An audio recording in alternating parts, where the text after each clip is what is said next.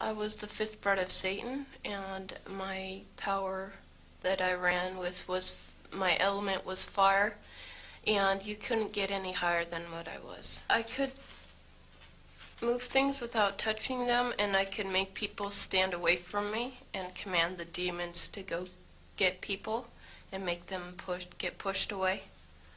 I could protect myself in that sort of way, and I really liked the power. You were taught concerning the things of the dark side of the supernatural at a very young age. Could you share some of that with us? I was really involved with the Satanic Church every day. The high priest would come and get me, and they would take me to the church, and they would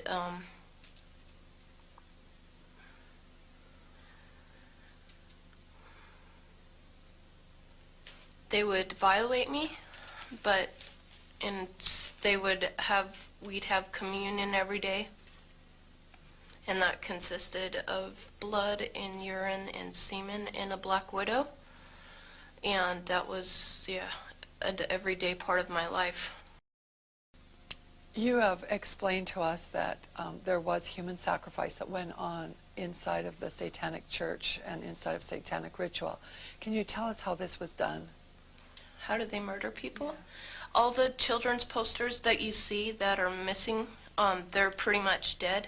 They have underground caverns in the mountains, and they keep the children and the kids and the women and men there. And then at a certain time in mid-September, October, they take them out, and they're so... Remember when I told you I could make people get away from me? Like, they'd make the people so numb with curses and stuff, and they'd also drug them up, and they'd take a sacrificial knife and they'd start from the chest and move all the way down to your abdomen.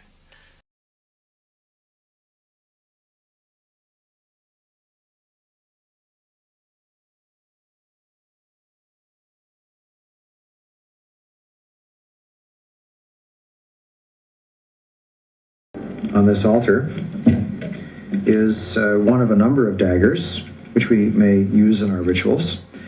This one happened to belong to the commanding general of the most elite unit of Germany's infamous SS, which was concerned with black magic and occultism research in general. Anything that it could find that had to do with the origins of the human race, destiny of humanity.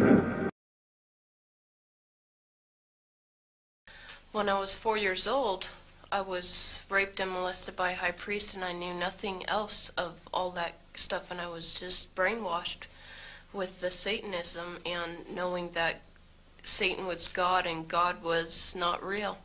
Satan was God for me. And I thought, yeah, I was so numb to it, really.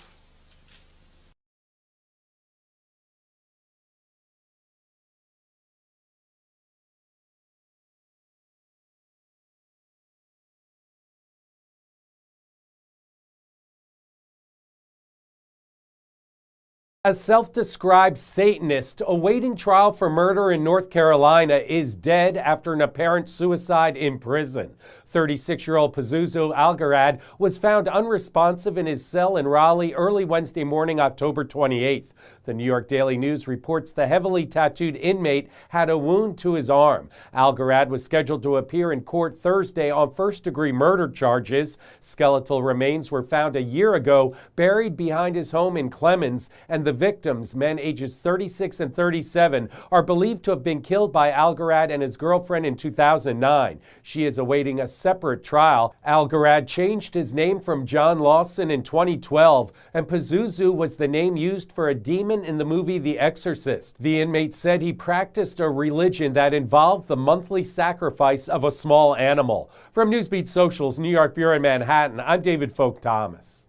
Now, you had mentioned to me that these shootings that occur, that absolutely, that they're connected with. First of all, what is a program multiple? Sure. We've all heard now on television multiple personality disorder. They now call it dissociative identity disorder, DID.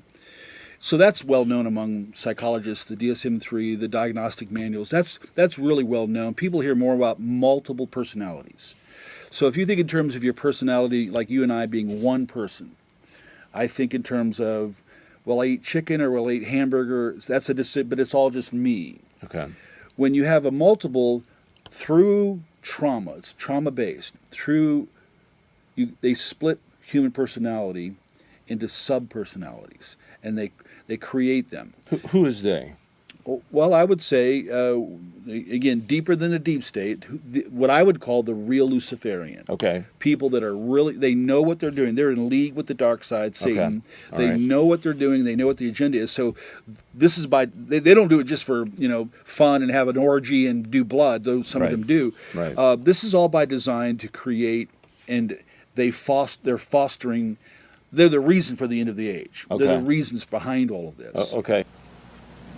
George White worked with the Truth Drug Committee here at St. Elizabeth's Hospital in the nation's capital. They experimented with mescaline, scopolamine, and marijuana on unwitting victims. The committee soon learned there was no easy panacea, no truth drug at this stage. But White and later colleagues would not stop trying. The goal remained the same. As this 1952 CIA memo says, the aim is controlling an individual to the point where he will do our bidding against his will, and even against such fundamental laws of nature as self-preservation. John Gittinger, recently retired chief psychologist for the CIA. This is the first time Gittinger has been interviewed publicly. We could disable a whole city by putting a very small amount on a water supply. After all of these years of us, those of us who are involved in looking for this secret drug, this was the only thing that began to look for the first time like it might be something like that. The CIA's interest in LSD was intense. The worry was that the Russians would get hold of it. A decision was made at the highest levels of the CIA to do testing on unwitting Americans. As one CIA document says, such testing would be operationally realistic.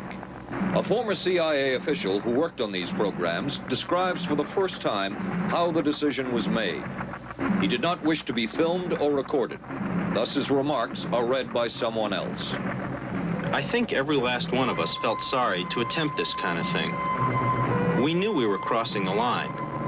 Every decent kid knows he shouldn't steal, but he does it sometimes. We knew damn well we didn't want anyone else to know what we were doing. The decision was made to do testing on unwitting victims. It was decided they should be on the fringes of society because they were most vulnerable. It was the borderline underworld, prostitutes, drug addicts, and other small-timers who would be powerless to seek any kind of revenge in case they found out. I give the CIA a total credit for sponsoring and initiating the entire consciousness movement, counterculture events of the 1960s. Dr. Timothy Leary, the 1960s Johnny Appleseed of LSD. The CIA funded and supported and encouraged hundreds of young psychiatrists to experiment with this drug. The fallout from that was that the young psychologists began taking it themselves, discovering that it was an intelligence-enhancing, consciousness-raising experience. Well, I've been an admirer of Aleister Crowley. I think that I'm carrying on much of the work that he started over 100 years ago, and I think the 60s themselves. You know, Crowley said, "Do what thou wilt, shall be the whole of the law." Talking to Dr. Aquino and his wife, you are a lieutenant colonel in the United States Army. Correct. Now, and how does the Army feel about you being head of the Temple of Set? The Army has known about my religion for the entire span of my Army career, which began in 1968. And there was a reasonable amount of curiosity, as there has been all the way along, with what exactly is this strange and unusual thing. And I've talked about it in much the same way that I've talked here today on your show about it. And other than that, the Army has paid very little attention to it. Ich meine, deine leibliche Mutter, die dich dahin gebracht hat? Ja. War sie auch dabei, oder? Nein, sie war nicht dabei, wenn es passierte. Sie hat dich hingebracht und ist dann einfach gegangen? Ja, oder wenn es in dem Haus von dem Vergewaltiger passierte, wo es einen Fernseher gab, dann hat sie sich diese Serie Les Feux de l'amour angeschaut oder einen Kaffee getrunken oder solche Dinge. Er kennt dieses Haus wieder, in Nonancourt bei Paris. Hier sollen sein Vater und die anderen Männer zahlreiche Kinder über die Garage eingeschleust haben.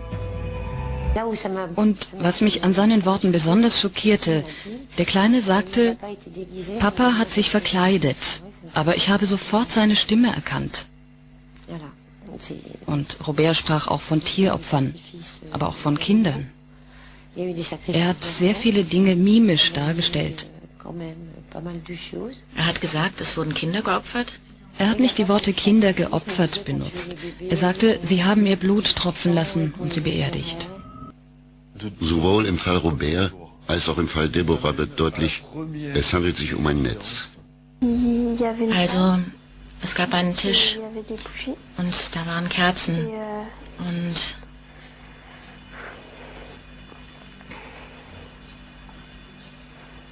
Was für Kerzen? Kerzen eben. Und wo waren die? Waren sie überall? Also, da gab es diesen Tisch und rundherum waren die Kerzen aufgebaut. Waren Leute da? Meine Vergewaltiger.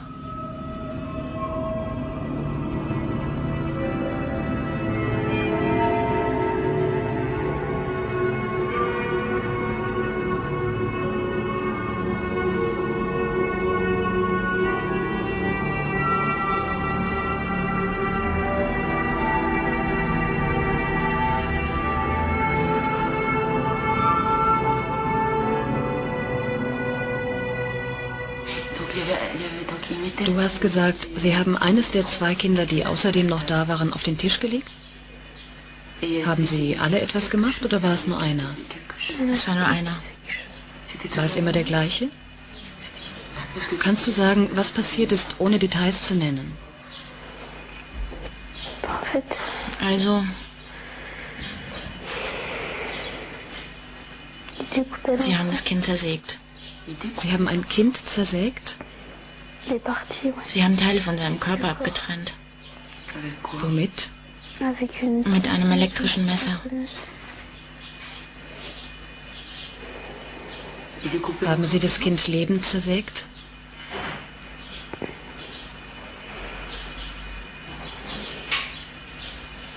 Und dann haben Sie es getötet? Nein, sie haben es leiden lassen.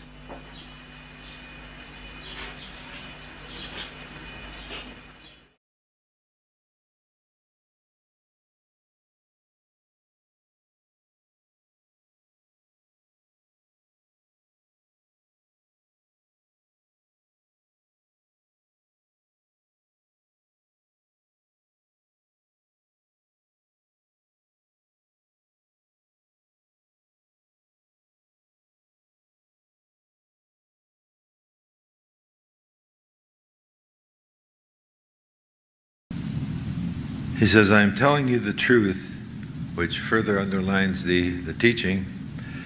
Those who believe in me will do what I do. Yes, they will do even greater things because I am going to the Father. Now, what does that mean? We're going to, Jesus is predicting that we will do the things that he did. What are the things that he did? Well, he did a lot of time. He spent a lot of time teaching, and so he predicts that we're going to be teaching disciples.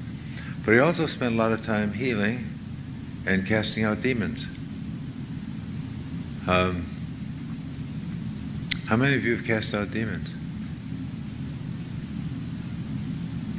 Doesn't look like very many, huh?